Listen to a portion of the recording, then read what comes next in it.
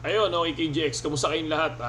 Magandang gabi sa inyo lahat, no? So, alam nyo, no, eto, nasa ano tayo ngayon, no? Nasa Twitter tayo ni Gihos. So, talagang palag-palag ang Axie, no? Talagang ang Ronin Network, tuloy-tuloy talaga, no? So, ito, kung titingnan nyo tong Project T, oh, di ba, napaka-simple, pero kung titingnan nyo, yung community nandito na. Di ba? So, ganito sa umpisa, no? Parang yung Axie Infinity dati noong 2018, ganyan nagsimula, ganyan na ganyan, tapos biglang nag-boom, di ba? So ito, nakakatuwa to kung ganito, no, open world, pero gandahan lang nila yung tawag dito, yung mismong graphics, di ba? So gandahan lang nila. I think magiging maganda tong game na to, no? So ang ganda ng Project T. So subukan natin yan sa mga susunod na video, no? So kung titingnan natin dito, meron akong isang nakita. It is a sign. Ano to? 28 minutes ago. Ano to? Ayos ah. Ito, breaking news, no? RTS game, Ronin Network, Ron Network. Tingnan nyo, no? So,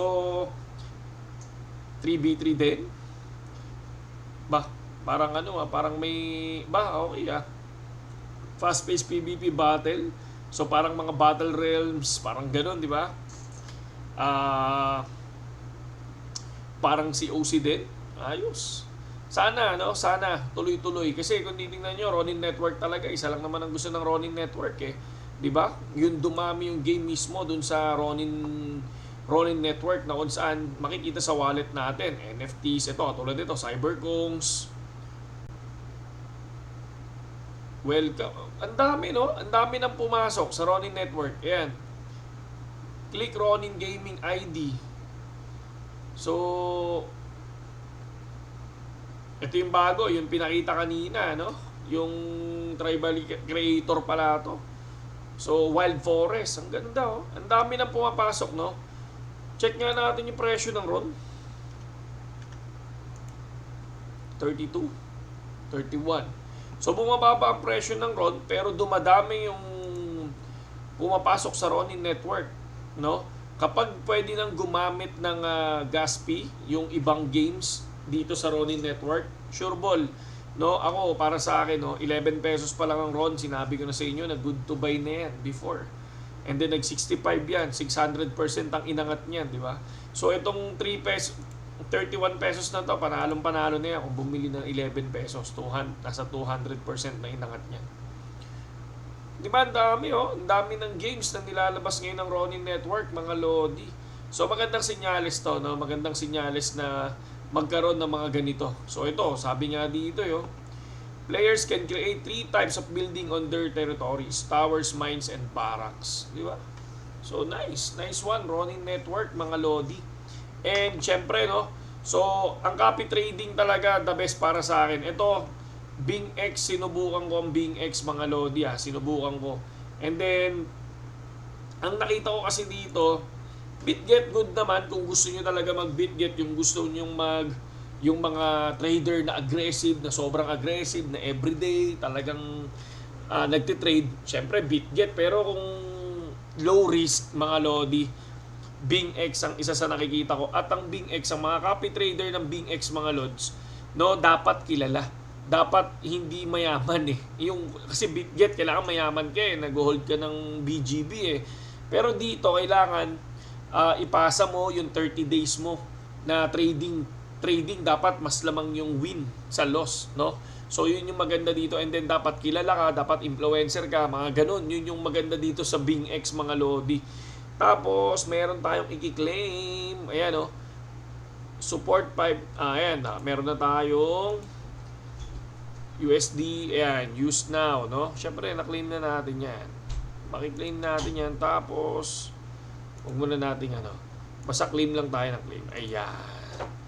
So, ayan na sila, no? Use now, pwede namang i-use yan. Don't show it again.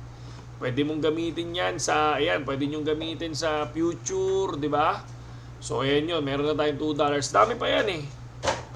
Hindi lang $2 yan, mga lods, no? May $3, $10, may 100 USDT. Marami pa, no? And then, syempre, sa copy trading natin, punta tayo ng copy trading. Check natin yung trades natin. Ito negative 14 tayo, kaya negative 14 yan. Sinubukan ko kasi mga iba't ibang trader. So ngayon, may nakita akong parang trader na medyo okay. So check natin yung current history natin. Yan, ito siya ngayon, no? So ongoing trade pa lang naman siya, negative 4. Pero kung makikita ninyo, itong trader na pinili ko mga idol, no? Low risk siya, no? Kung titingnan nyo, 10 times lang o times 10 lang siya. Hindi yun talagang times 50, times 100, hindi ganun. Ito lang o times 10. Yan yung pinili ko ngayon. So tingnan natin ngayon tomorrow kung kikita tayo mga lodi, no? Ito, sinusubukan ko yung mga trader na iba, no? Ito yung isang trader na to, sabi ko medyo ano siya, no? Ang maganda lang sa kanya, nagka-cut loss, mga lodi, nagka-cut loss.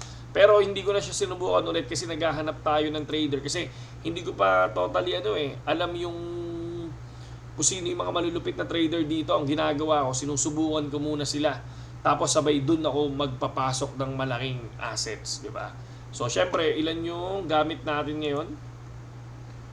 Assets natin ngayon, 477, nag-withdraw lang tayo. So meron tayong future na 150. Copy trading natin, 49. 50 yan, 50 kanina, and then yung fund natin 277 mga lods. Okay din ang okay ang BingX pagdating sa mga ganyan. So check na lang natin kung ano pa mangyayari sa mga susunod nating kabanata mga lodi, no? So ito, pakita ko sa inyo bukas kung papasok. Kung maganda yung kakalabasan. Ako nagustuhan ko lang dahil yung risk ang baba. Kasi may mga times 10 lang sila, times 20, hindi katulad sa BitGet times 50 agad mga lods. No, and then ang daling masunog ng assets kung sakaling hindi ka marunong at hindi mo babantayan mga idol. So ayan, ang dami deposit, 300 yan nag-deposit ako. Tapos nagkaroon din ako ng 150 na fund, no. Nagulat lang ako kasi sumali lang ako dun sa nila, no, sa event. So nakakuha ako ng trial fund na 150 tsaka 200, no. So ayun mga lodi.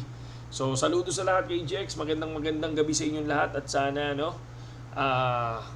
pala rin tayo dito sa copy trading.